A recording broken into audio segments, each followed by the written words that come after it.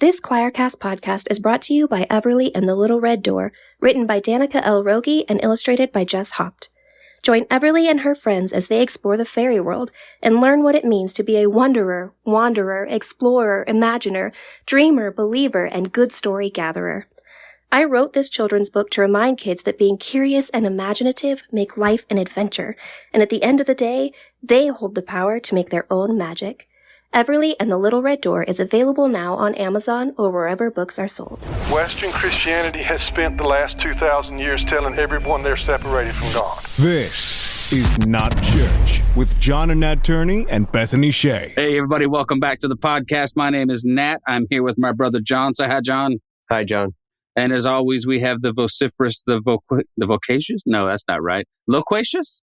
Okay, I'm going to stop with the alliteration. We have Bethany. Say hi to everybody, Bethany. Hey, guys. It's good to see you. Always good to see you every week. It's like such a joy. Yep. And it's good to be back all together again. Yay. This is becoming kind of a habit. I like it.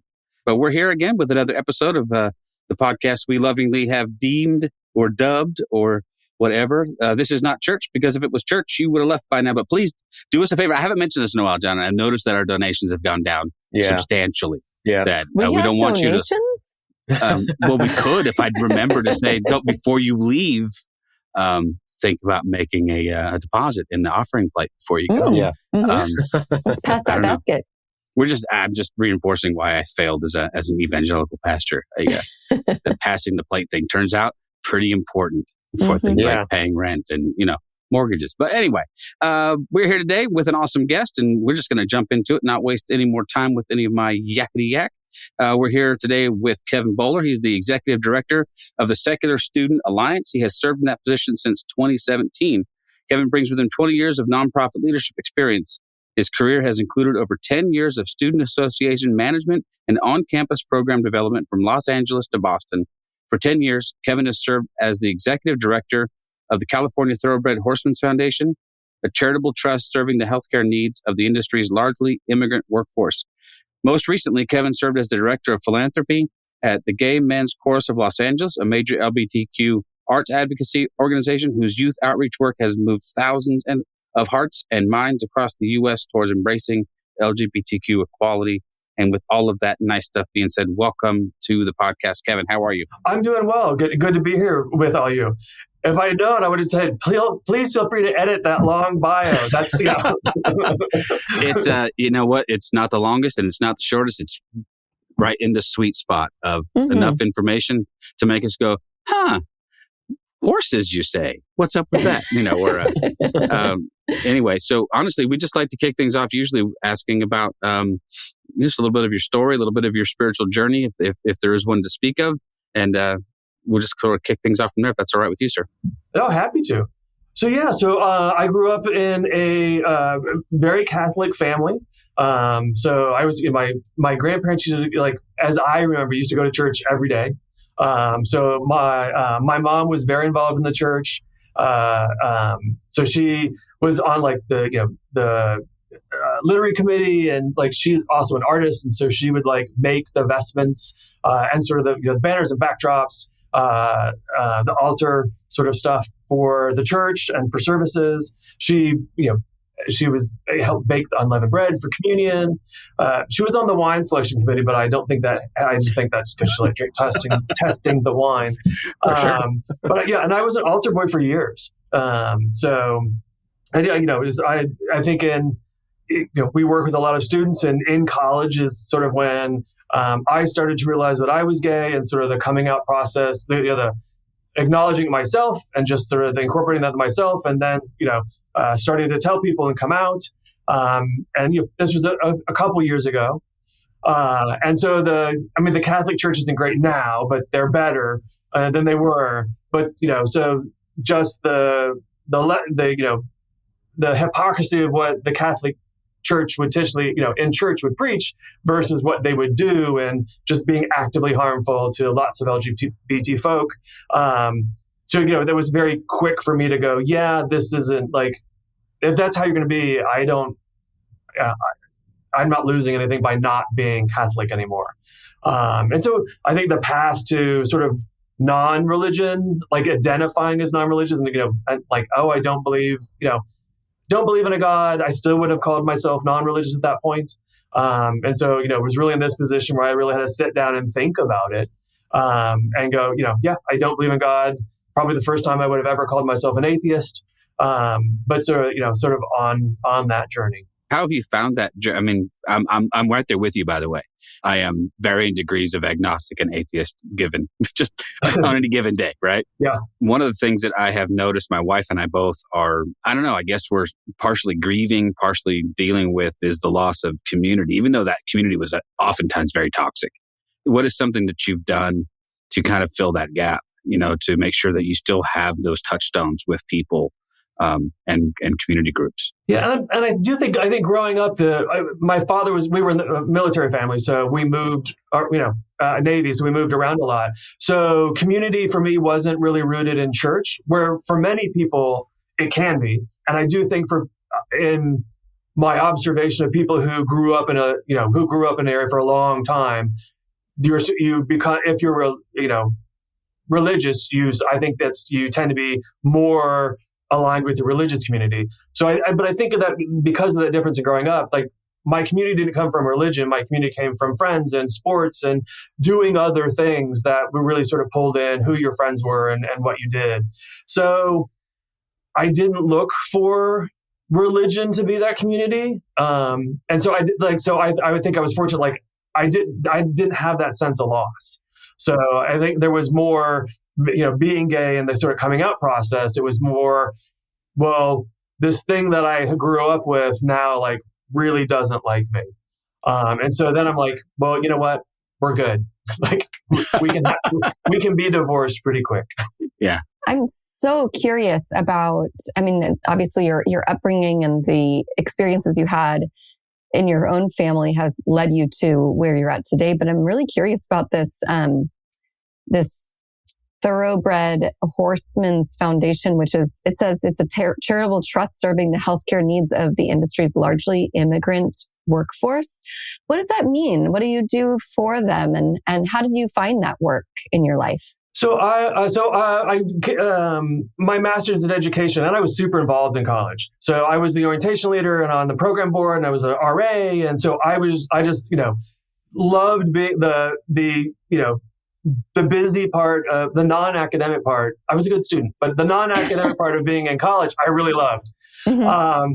And so I actually got my master's in education in student personnel services to work with student organizations, Greek life, leadership programs, all of those sorts of things in college and universities. So I did that for a number of years and worked, on, Midwest, East Coast, and then the West Coast, of doing that. And so part of working at California State University, Los Angeles and Dominguez Hills, the student unions and the student governments are within the educational system are their own 501c3 nonprofits.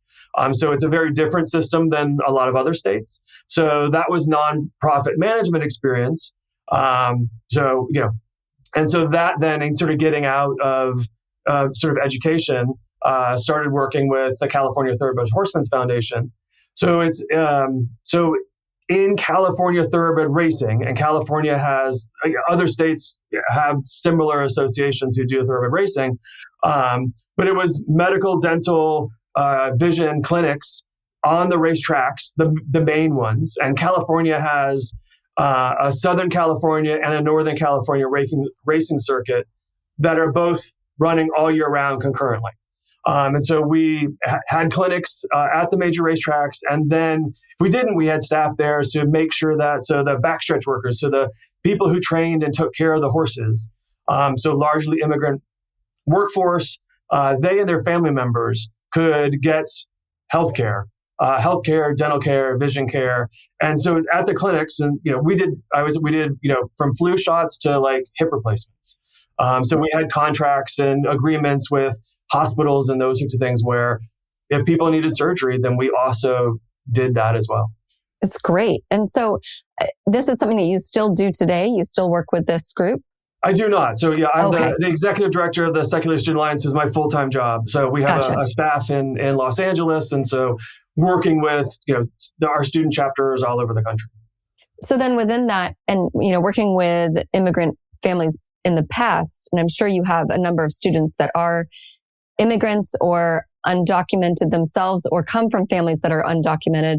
What is the current state that you're experiencing right now, being with students in Los Angeles during these ICE raids all over the country, and just that overwhelming fear? And what does it look like for you to help carry that load? Well, yeah, and so we have a student, former student in Northern California, who grew up in Bangladesh,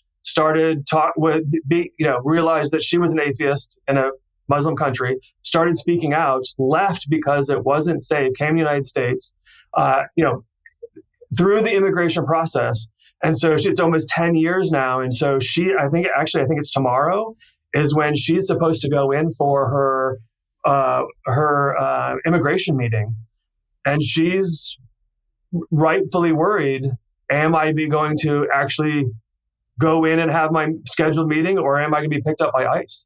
And so, there's a community that's helped her with some funding for legal support and those sorts of things, and writing letters, like she's received scholarships and she's done speaking engagements, and she still speaks out actively against her, what's been happening to her and her experience with being Muslim. So there's a real danger for her to go back to Bangladesh. And so and she's been here for 10 years, and she went through college. She did all of her college here. She's had a job, she's been active, she's met every requirement, but there's a reality. They could pick her up tomorrow and she maybe, ship back. But we have students who are obviously from different countries and who are maybe have left or, in thinking about leaving a religion or questioning their own religion.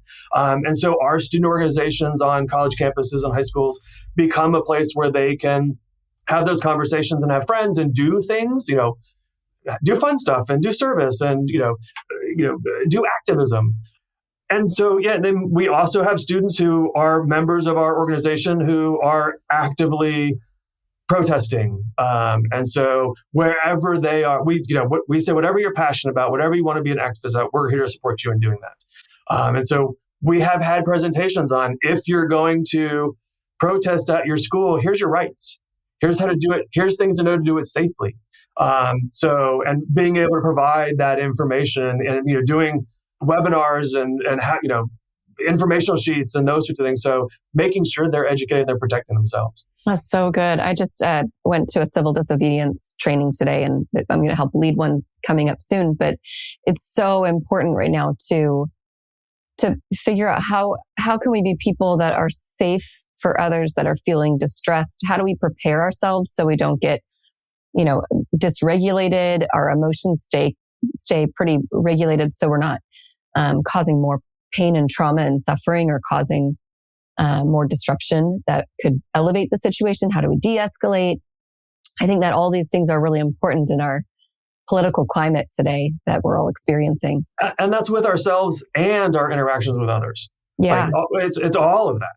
Yeah. I mean, you kind of already answered this question a little bit, but I was going to ask just an overarching question about the Secular Student Alliance and what exactly that is and what exactly your job is with them. Sure. Yeah. So I am the executive director. So, the non-sexy part is we're a 501c3, national educational nonprofit. So we also take donations. But I mean, but the paid part, always got to work that in, right? Absolutely. But the heart of what we do is our student chapters. And so we have student chapters, college, universities, high schools, as we have, and we've have had those since we've been in existence. As we've seen the number of young people leave religion or not associate with a particular religion anymore, and so we're almost at 50% of young people now don't identify with a particular religion. We've seen middle schools, junior highs. We have a partnership for elementary schools. We're having conversations with some homeschool, secular homeschooling. So wherever there are non-religious students, we want to make sure that we're there to support them.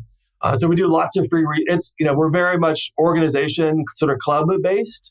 But we have lots of virtual trainings, webinars, meetings that young people can participate in if they're not in college or they're going virtually or whatever the case may be.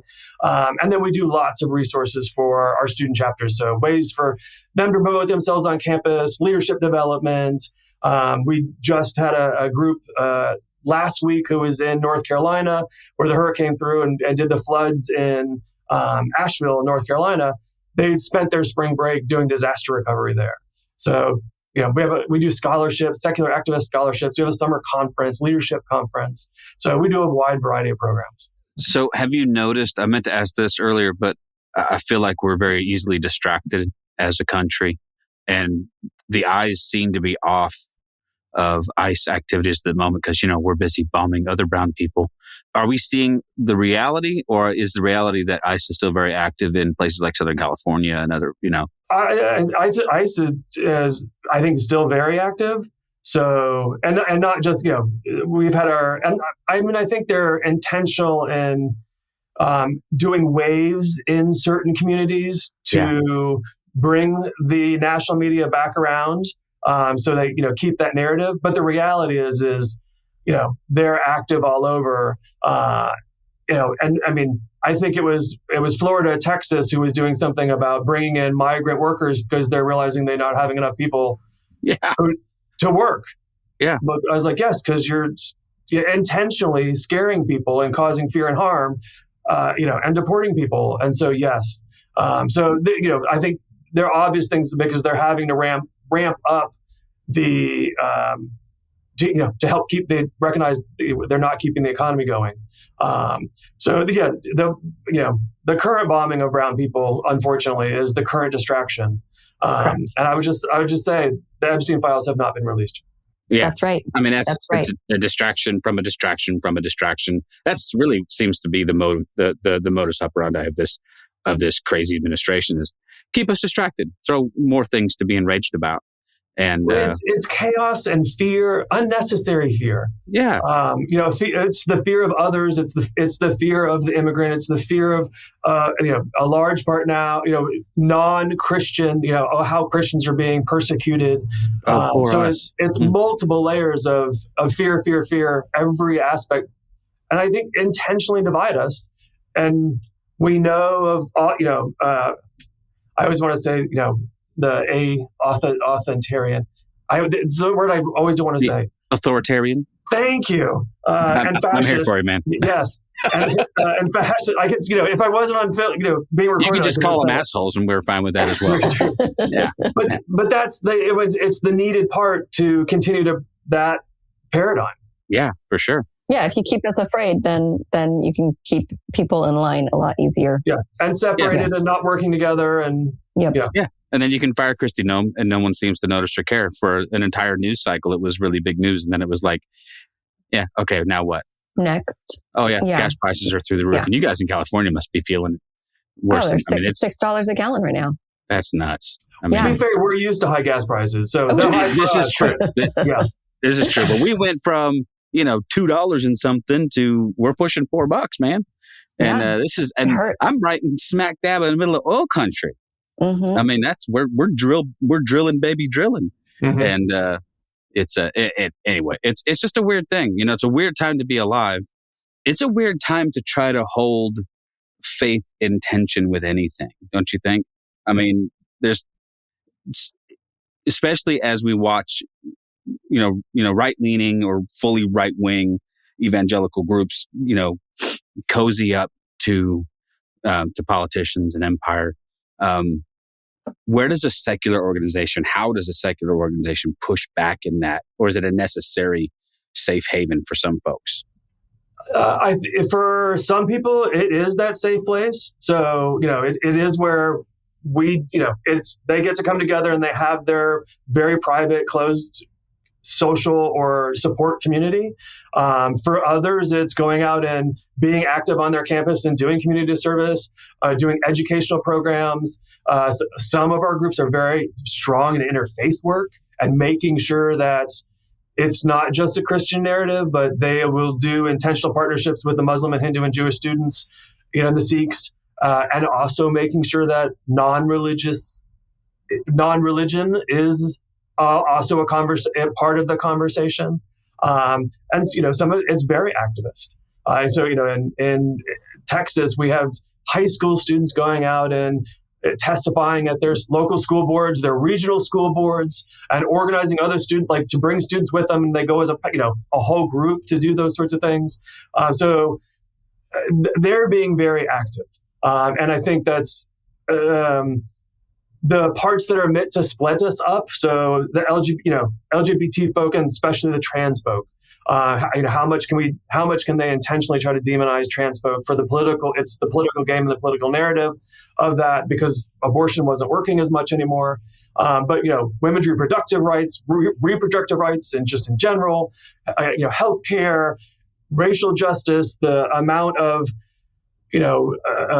taking down signs about slavery, and Texas changing the books to slavery wasn't that bad, and the West Point deleting the accomplishments of women military and communities of color military out of their, pulling that information down. So it's, there's that aspect to it, the immigrant aspect to it. It's all meant to divide us into these pockets. But I think all of the interesting with our students and what we continue to see is they understand this white Christian narrative in it, and where, like, what they're trying to do, and how important church-state separation is. And so they get how it's all related and how this interplays and the intersectionalism and all. So for me, that's wonderful to see, because they're not compartmentalizing this. They're saying that, yes, this is impacting all these different areas from a similar source that wants to divide us and wants to make us a Christian theocracy. Oh, wow. That's so good. Those two words scare the hell out of me. Yeah, I am impressed with Texas at the moment. I really hope they have the fortitude to push it through to November in particular. But we've had, I'm in I'm buckle of the Bible Belt, West Texas, and we've had mass high school walkouts. We've had protests that are bigger than you would expect from a small West Texas town that is very, very, very, very pro-Trump and very pro-ICE. But yeah, we see high school students. We see that, but high schools all across the country doing that. Yeah. So we see that, and not just the anti-LGBT stuff, reproductive justice stuff, immigrant stuff, ICE stuff, like multiple. They're just like, we're not taking this. Yeah, I continue to have hope. And it's mostly because of people under the age of 18 who I don't think, as long as we don't screw this up any more than we have, John and I have talked about this a bunch. Our kids are 20-somethings. For most of our kids, the question of LGBTQ rights is a non-issue. It's not an issue. They look at us like we're stupid. They look at us like we look at people who fought against civil rights and go, what the hell? And they're looking at us the same way when it comes to trans issues. They're looking at us the same way when it comes to reproductive rights. And for the most part, I don't think they need to be convinced. But man, I'm hopeful that organizations like yours can encourage them to be active, stay active, keep the pressure up, because they're gonna save us in the end. I think, hopefully, and maybe we need to put like age limits on high level office seekers. I think. You start to push to 70 or 80, it's like, I don't know, man. If you're texting on a flip phone or you're up all hours of the night on Facebook, it might be time to kick rocks and go someplace else. What do you think, Bethany? I think you'll, in the next election cycle, I think you're going to see that, because we've, Mondami in North Carolina, just happened in Virginia, what just happened in Texas, Tallarico. He was like, youth vote in Texas, Tallarico was like, hey, thank you. Yeah, he came out and like specifically mentioned that. So we've been seeing the youth vote, and which is also why they're trying to push the SAVE Act, which will disenfranchise women especially, but rural communities, young people, and they've been intentionally target youth voting for a number of years because they really understand that danger. But I do think in this upcoming election, the youth vote is going to be dramatic. I mean, in my heart of hearts, I was really pulling for Jasmine Crockett, just because I think it's time that we listen to more women of color. But in a very practical sense, I think Tallarico he at least can articulate a very moderate religious view. I know he's very pro-church and state separation. I know he sees that as benefiting both religion and government to have these things not have anything to do with each other. But still, man, my heart pulls for the lefty. Give me, Well, and I mean, I've been very appreciative about Tallarico's messaging, and his strong sense of like his own religious identity, but saying, but that's my personal, and that doesn't then impact other people. And his started stance on church-state separation and being actively against and just honing the point with people like other, with Republicans in Texas. Yeah, for sure. But he comes from, he comes from a privileged white Christian. He sure does. Narrative. So that's also important to recognize in the conversation. Very true. And he's going to be important, but I think just as important as a guy like Mamdani in New York, who comes out and what do you do with a very openly Muslim, also very pro LGBTQ, very pro trans rights, he just screws up everybody's narrative of what a lefty socialist is. And then he goes and sort of charms Trump a bit. And, now anytime Trump says anything about Mamdani, it's always bookended with, I like the guy. He's a good guy. I think he's, we disagree, but Well, New York City, there's a lot of federal funds that come to New York City, and it's smart to have a politician who goes and, I don't agree with Trump. He probably, I imagine, doesn't like Trump, not meaning to put words in, but that's fairly probably easy to see. But also recognizing it's smart to have some sort of relationship with the man. And you do the kiss up, and then it's like, it's so transparent. It is so. Everyone else sees it, but Trump's enamored with it. It's kiss up, and then embarrassingly so. I mean, world leaders. How many world leaders are like, I know, I just need to go compliment him, and he'll do whatever I want. Well, it was hilarious that first meeting they had, and then it was like the next few days he was dressing like him. I'm like, it went from blow up to glow up. The next thing you know, he's rocking the burgundy freaking scarf or whatever it was. And I'm like, it was an improvement. This guy's got it figured out though. This is what you do. You kiss the ring a little bit. Yep. And you force your adversary to some extent to own his own bullcrap. And he did. I mean, he kind of put Trump on the defensive, said, you can go ahead and call me a socialist if you want to. And he's like, hey, okay, you're a socialist. But he did. So there is always common ground. So Mamdani was starting, found the common ground.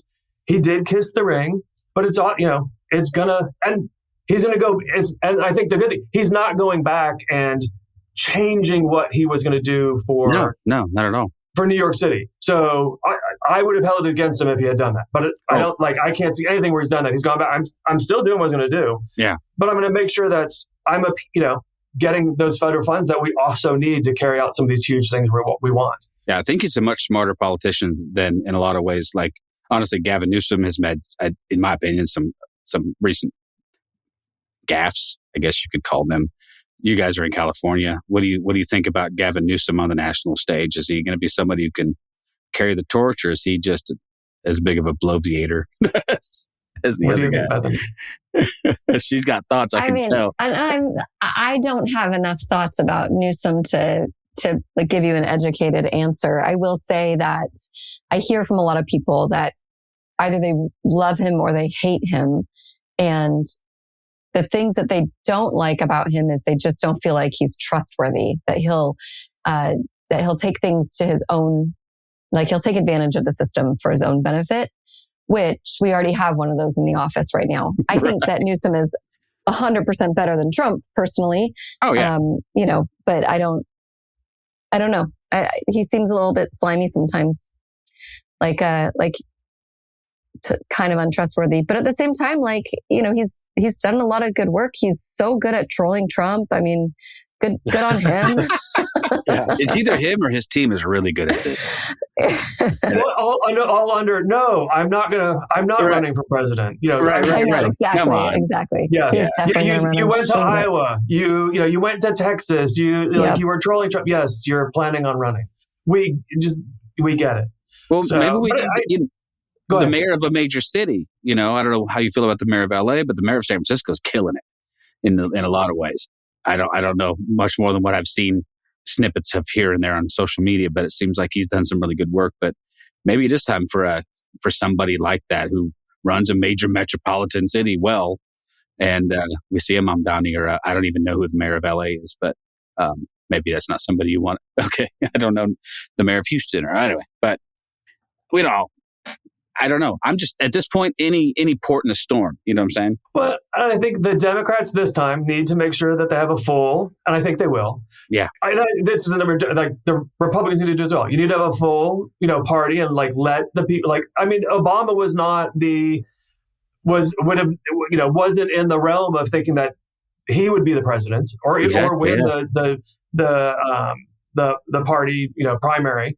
So let's let it play out. Let's see what people want, and but I do think I think young people are gonna, and some of the things that we talked about are gonna hold people accountable. And so if you're wishy-washy, which I think Gavin is on some things, but they want you to stick by your principles. They want your talk and your walk to be aligned. They want to know you're thinking about them, and that you're going to, there's so many more young people who know someone who's trans or LGBT, or who, was necessary for them to have an abortion. And if they had to go through a hardship to be able to do that, they're in college with people from other countries who sit right next to them. And for young people today, like if you're religious and I'm not, they're like, yeah, I really don't, that's in the grand scheme of things, that's not a major issue for me. So a lot of those talking points we're currently hearing, I think climate change, you're going to have to speak to those things, or young people are not going to pay attention to you. Yeah. Especially young educated people. That's like the bigger thing. People are becoming more extreme in their views in many ways, especially young people, depending on the sources that they're drinking from. But yeah, there's the work that you are doing with young people right now, the way that you are providing spaces for them to wrestle with their ideas and be safe to share their ideas. I don't know. I think that's like needed more than ever. I'm curious about how are young people not, burning out or finding themselves paralyzed by all the things that they're required to hold, since this older generation is making it worse for them? I think in some instances, yes, they are. And so, but I do think that for young people today, there is a sense of self-care that is being echoed amongst friends. And I do think there are more aspects like that at place, especially within higher ed, to help a little bit with that. But I do think young people are getting burnt out and are retreating internally, and we are seeing issues of mental health increasing rather than decreasing. So I do think there are lots of indicators where this is damaging to young people. But I also think lots of young people know that that their parents or politicians aren't. And so they're like, well, I have to, and this is important. And that's why we see young people getting arrested, and why we see high school students walking out all over the place on multiple issues, and that younger and younger young people running for office, which is, we always, if we want to do something, run for office. So you're seeing more and more and more of that. So I think you'll continue to see that. Yeah. And I see in the younger generation, the reaching out for self-care. Because I'm in therapy, but I'm surprised on how many the younger generation are in therapy of some sort, right, and are not embarrassed about it. Like when I first started therapy, I was embarrassed. I didn't want anyone to know I was doing therapy, but they're not embarrassed about it. It's part of their self-care, and I encourage that. And I think they will also, when hopefully it's getting better and better, but when they need to, they step away. So, and we even with some of the our presidents, they're like, oh, this is happening on campus. I need to step away for a little bit because I need to put time into here, or I need some self-care, but I'm going to pass it off to so and so. So I think we're seeing that, and I think that's a healthy thing. So and hopefully that continues. What does self-care look like in your own life?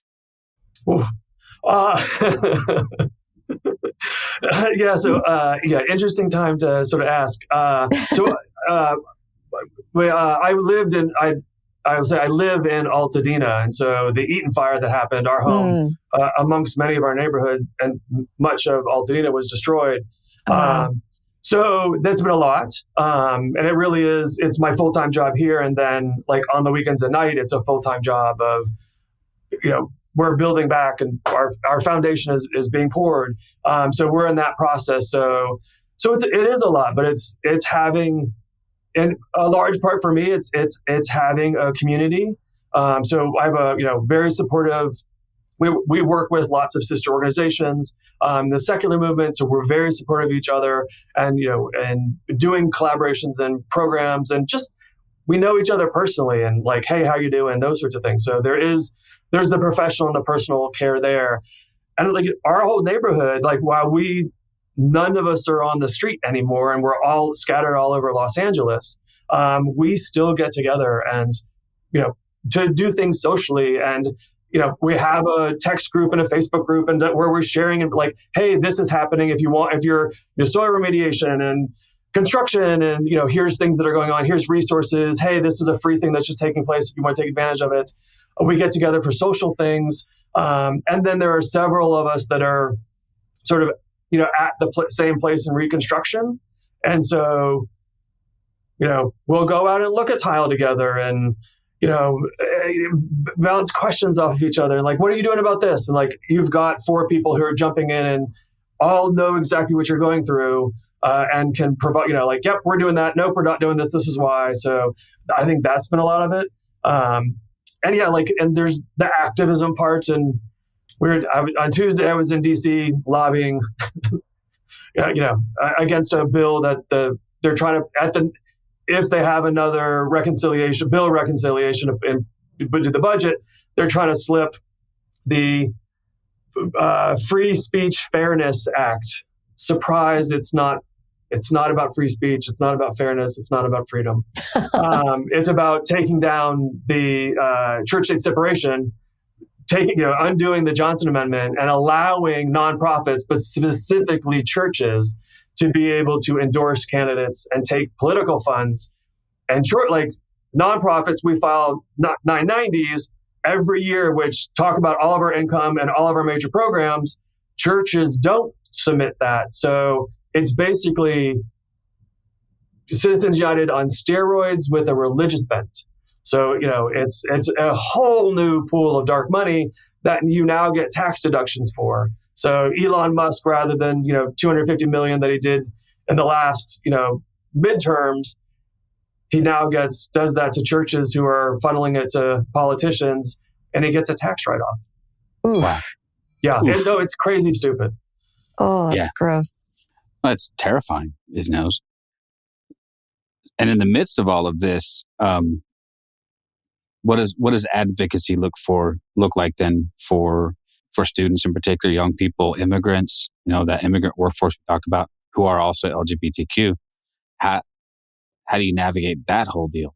Yeah, and for us, it's really supporting the students in what they're choosing to do, and not all of them are. Some of it is just about like building a safe community and doing educational or social stuff on campus, which is good.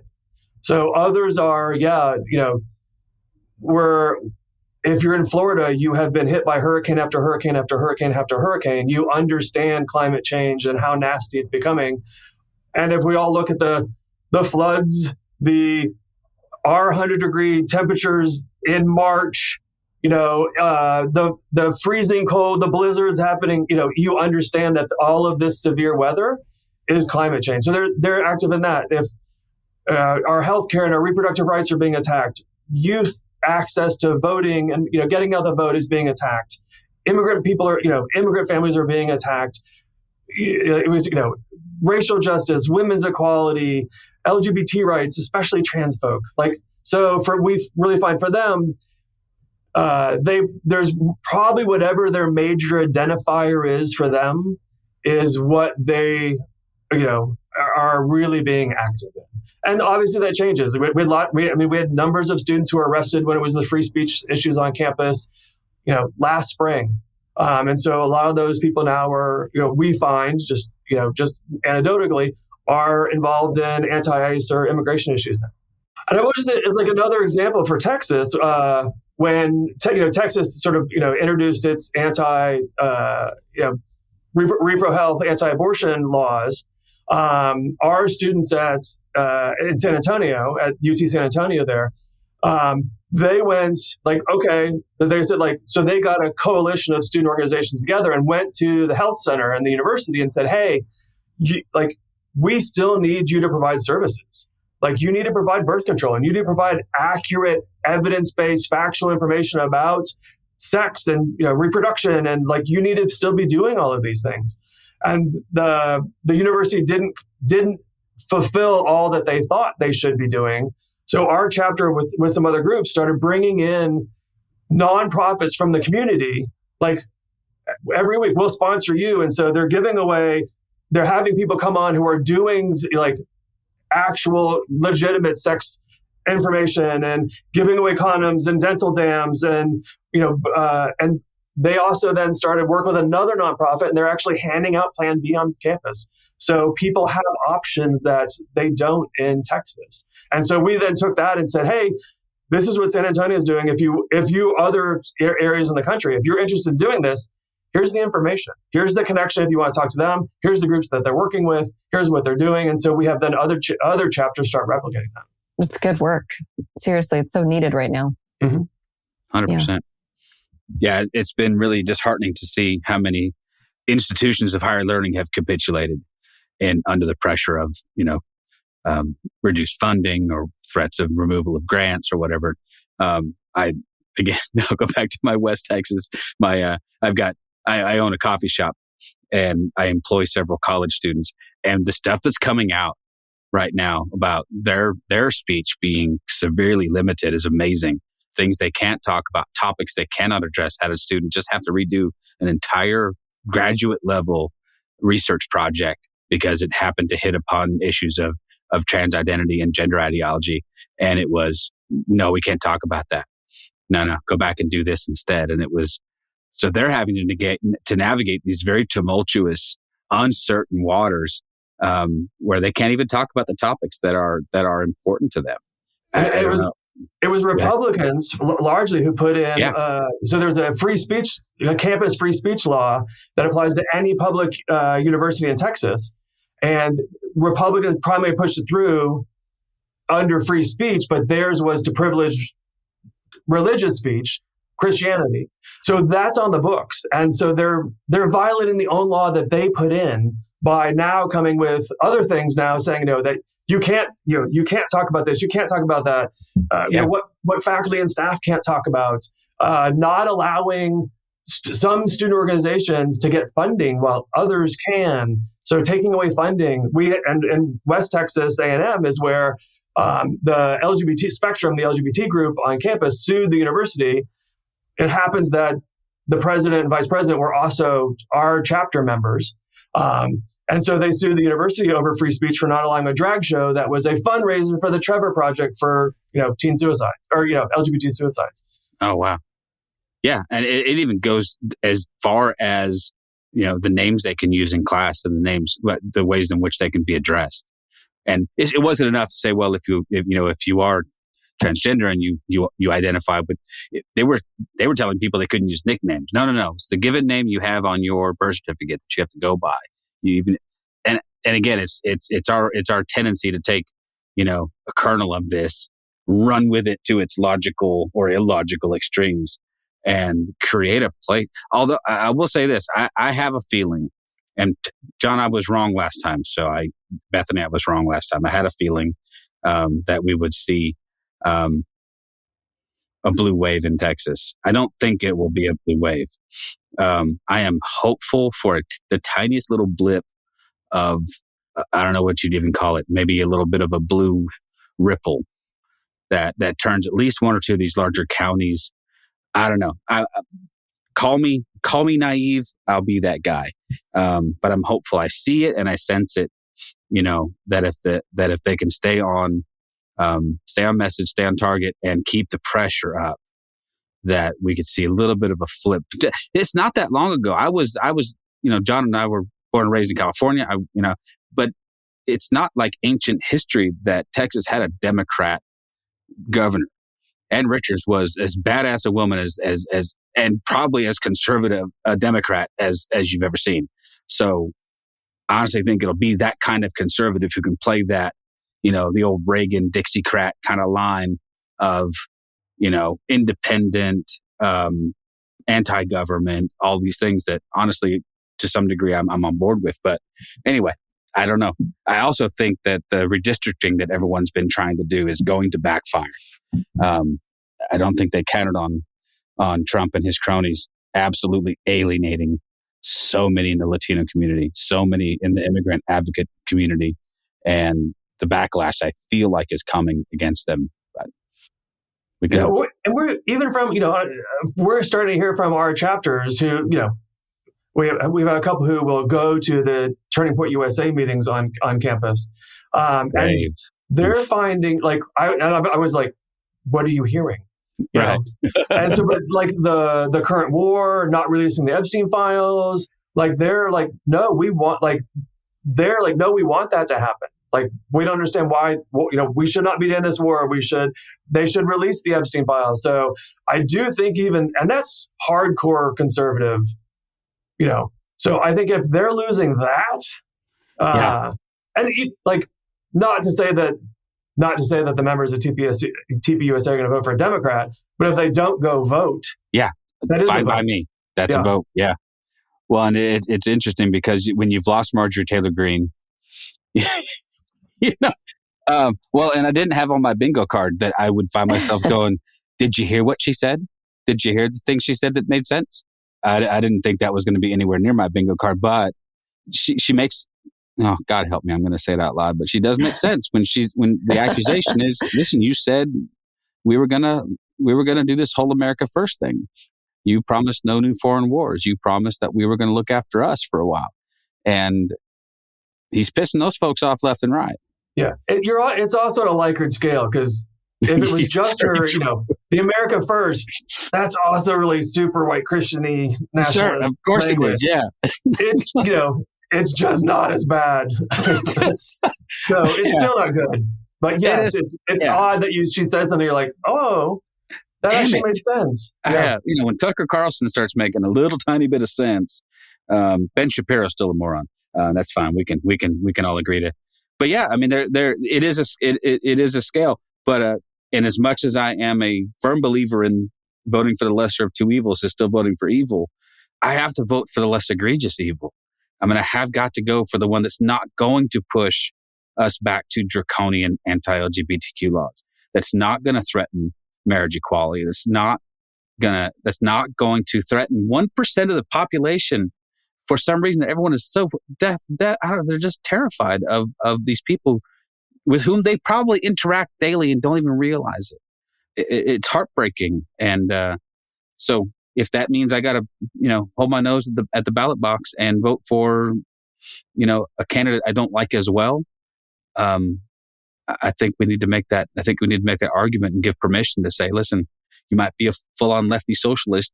I'm getting there. By the way, I'm going to push for the one who's going to eventually say, the words Medicare for all and mean it, and look to the next 5-10 years to see if we can't get something done with health. Because that's another thing. How do immigrants navigate this process of having almost no access to healthcare unless it's just emergency healthcare? And even then now they risk being picked up by immigration at an emergency room. I mean, how terrifying is that? And the reality is that it's one of the least effective ways to do healthcare. Everyone else is paying. We're paying more because we have a defunct system, and we could be spending that money on so many other things to better people's lives. And I think it was the Koch brothers who did the big research study on Medicare for all, because they wanted data to talk about how bad it would be and how expensive it would be and how bad the services was. And it all came back was like, actually, it'd be cheaper, it would be better. Like that's their study. Yeah. So so if I was like, Okay. Yeah, I mean, it's insane to me that we're the only developed country in the world, that does not have some sort of healthcare safety net. And it's not like in Canada and the Netherlands and other places, they don't have rich people with private insurance. Go for it.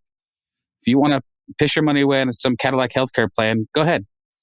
But when they have better health outcomes in Cuba than we do, that's getting to be, that's not a good look for a country that wants to say they lead the way in all of this stuff. And then when that doesn't trickle down on the immigrant population, it absolutely downpours upon them, probably magnifies all of their health outcomes to make them, manifoldly worse. Yeah, I don't know how we can call ourselves a Christian nation.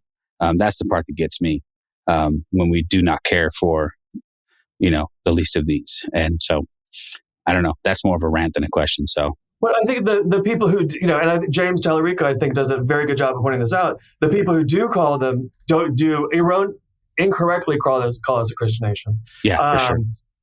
They're the ones who, don't want to feed kids at lunch and don't want to provide healthcare and don't, all of the things that you would, the self-prescribed morals and values, those all completely go out the window.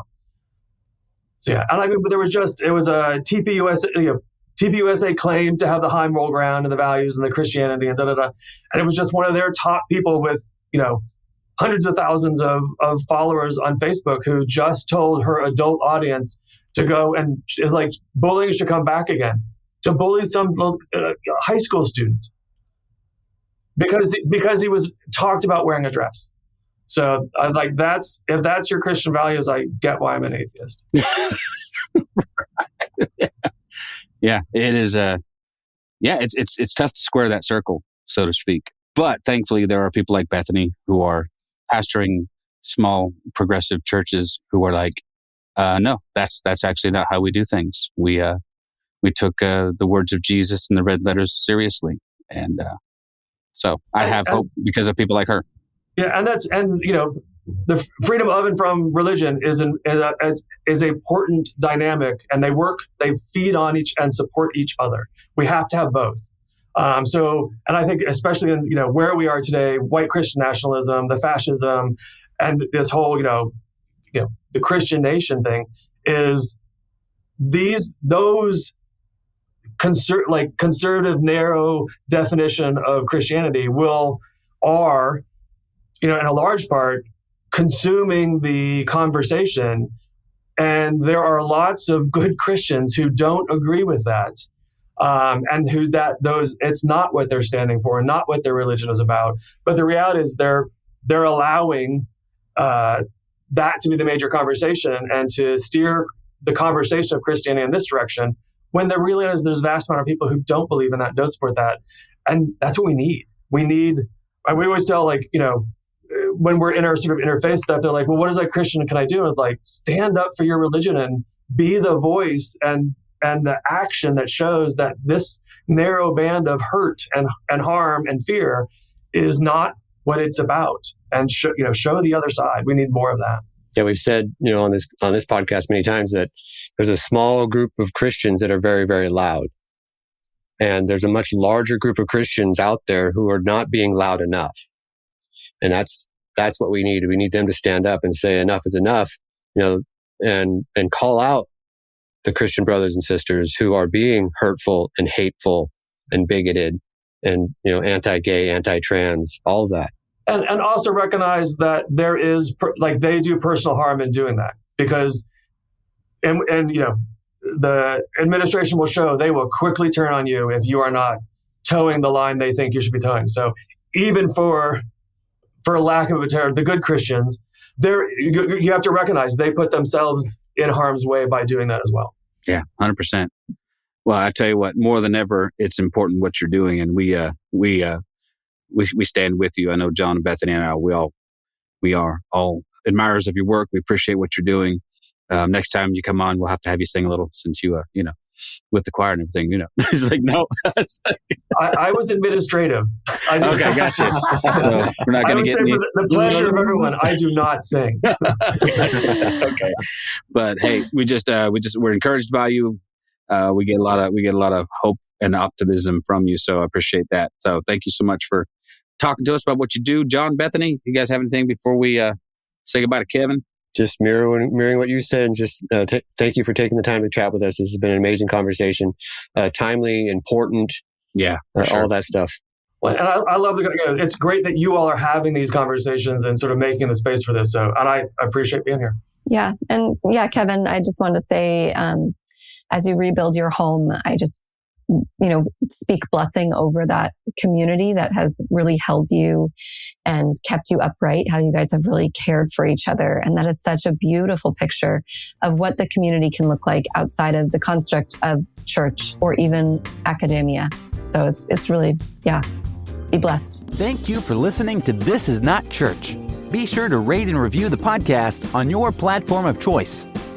If you would like to partner with us, visit patreon.com/thisisnotchurch, where you will receive exclusive content such as early access to episodes, videos of upcoming episodes, and live Q&A sessions. Be sure to check out our Facebook group or follow us on Twitter and Instagram. All the links are in the show notes. We'll be back soon with another episode.